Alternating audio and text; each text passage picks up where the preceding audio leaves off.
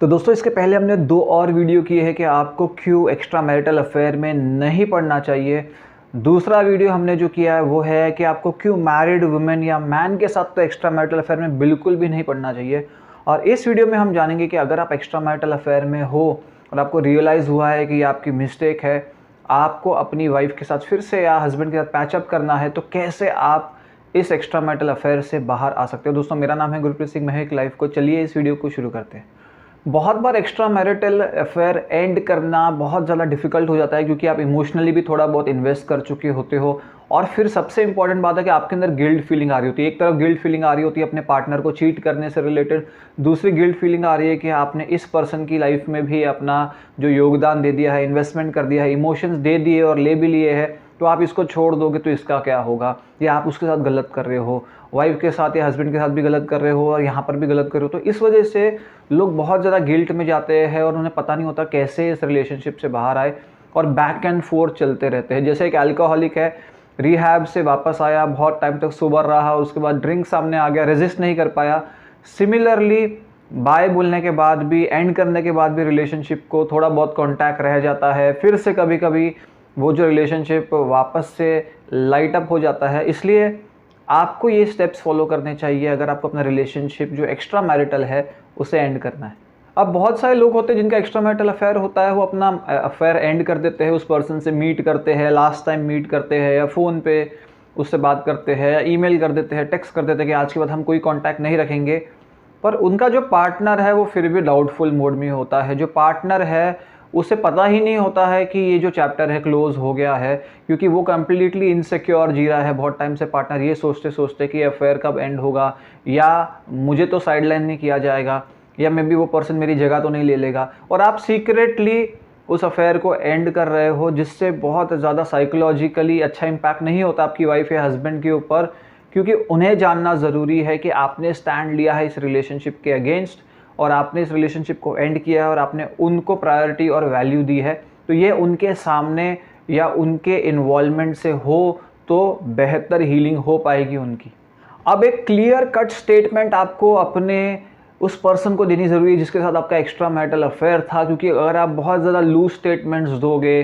कि हम साथ में नहीं रह सकते हैं, मेरी वाइफ को पता चल गया है, या ऐसी लेम स्टेटमेंट्स दोगे जहाँ पर आप उसे क्लियरली भी नहीं बता रहे हो कि आप उसे छोड़ रहे हो और अपनी मैरिज पे वर्क कर रहे हो, ना आप उसे भी जाने दे रहे हो, ना आप खुद विड्रॉ कर रहे हो। तो इसलिए एग्जैक्ट क्लियर स्टेटमेंट, जैसे कि आप बोल सकते हो कि आज के बाद हम दोनों कोई कांटेक्ट नहीं करेंगे, हम दोनों का कोई पॉइंट ऑफ कांटेक्ट नहीं रहेगा, ना टेक्स्ट, ना मैसेज, ना मिलना, मेरे मन में तुम्हारे लिए कोई फीलिंग नहीं है, ये एक अट्रैक्शन था, टेम्पररी अट्रैक्शन था जिसकी वजह से मैं स्ट्रे कर गया था, मुझे बिल्कुल भी इस रिलेशनशिप को आगे नहीं लेके जाना है और मैं अपनी वाइफ या हस्बैंड से बहुत ज़्यादा लव करता हूँ, उसके साथ रिलेशनशिप को आगे बढ़ाना चाहता हूँ और मैं चाहूँगा कि तुम भी मेरे इस डिसीजन को रिस्पेक्ट करो। कोई भी वे से अगर तुम मुझे कांटेक्ट करने की कोशिश करोगे तो मैं अवेलेबल नहीं रहूँगा, और जो तुमको करना है हमारे रिलेशनशिप से रिलेटेड वो तुम कर सकते हो। ऐसा फियरलेस एटीट्यूड, नीडर एटीट्यूड कि आपको ये लगे कि वो पर्सन आपको ब्लैकमेल कर सकता है, कर सकती है,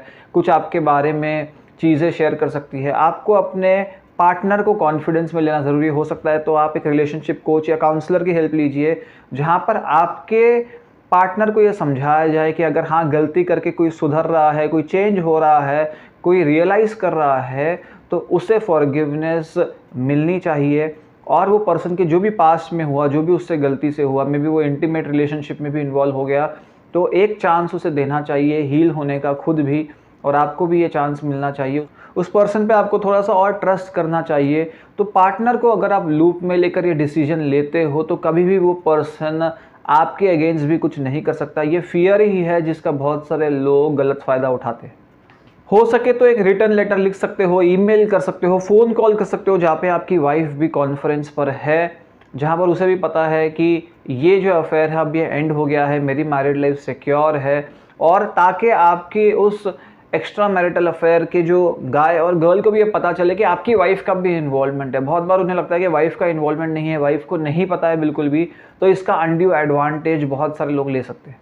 अब एक और आपके अंदर फियर आ सकता है उस पर्सन की मेंटल हेल्थ के बारे में, या वो पर्सन की मेंटल हेल्थ क्या होगी जब आप उसको छोड़ दोगे,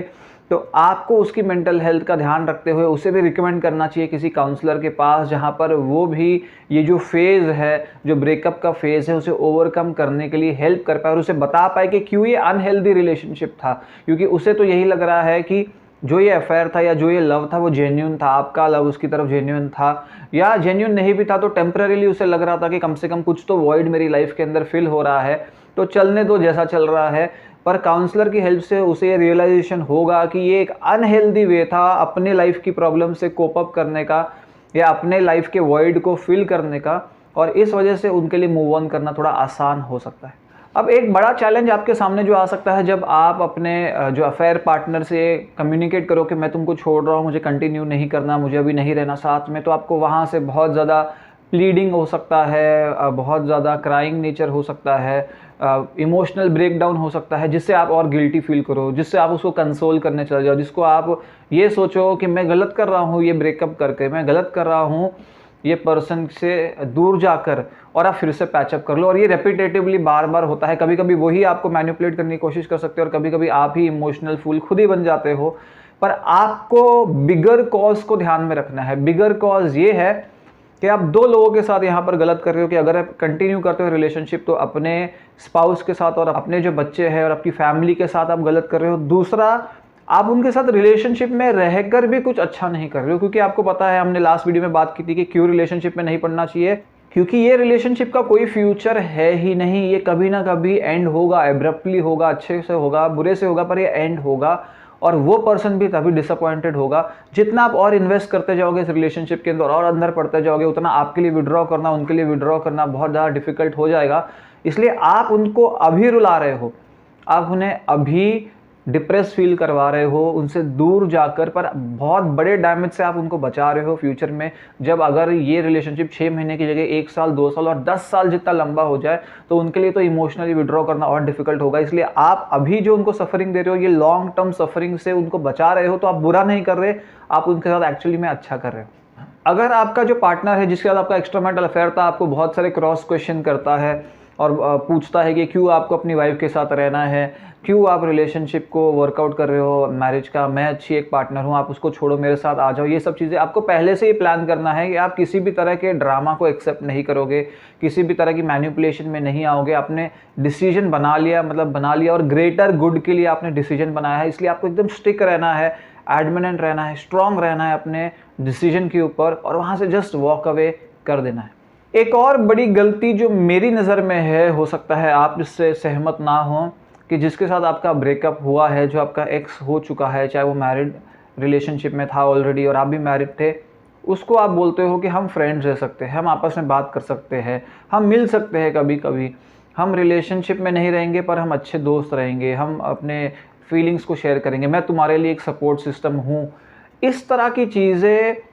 एक बहुत ज़्यादा जो लाइन है उसको ब्लर कर देती है कि ये रिलेशनशिप है या नहीं है, और कभी भी आप इन एंड आउट रिलेशनशिप में होते रहोगे, और चांसेस है क्योंकि आपका वो रोमांटिक इंटरेस्ट है तो कभी भी आपको फिर से लग सकता है कि रिलेशनशिप में आप पड़ जाओ, आप गिल्टी फील करने लग जाओ। इसलिए इस तरह की सेटिंग को आप बिल्कुल भी एक्सेप्ट मत करिए।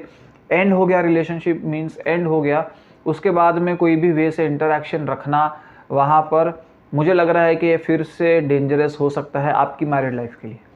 तो दोस्तों, अगर आप भी हो किसी के साथ एक्स्ट्रा मैरिटल अफेयर में और आपको इसको एंड करना है, आपको रियलाइजेशन हो गया पर आप ये सब स्ट्रगल्स के थ्रू जा रहे थे, तो ये वीडियो शायद आपके लिए हेल्पफुल हो सकता है। और ज़रूर इन टिप्स को यूज़ करिए, और आपको इस रिलेशनशिप को एंड करना ही चाहिए, या तो अपनी मैरिज को एंड करिए और यहाँ पर आप उनके साथ मैरिज करिए, या जैसे भी आपको रहना है आप रहिए। पर ये जो दोनों तरफ आप खुद अपने आप को भी कंफ्यूज कर रहे हो, खुद भी गिल्ट में जा रहे हो, दो और लोगों को गिल्ट में डाल रहे हो, तो इस तरह की कॉम्प्लिकेटेड सिचुएशन आपकी मेंटल हेल्थ के लिए भी अच्छी नहीं है। आपको भी बहुत सारे साइकोलॉजिकल इश्यूज फ्यूचर में हो सकते हैं, आपकी वाइफ को भी हो सकते हैं, उस पर्सन को भी हो सकते हैं, और अल्टीमेटली आपकी फैमिली में अगर किसको साइकोलॉजिकल इश्यूज होते हैं तो उसका लोड भी आपके ऊपर आएगा।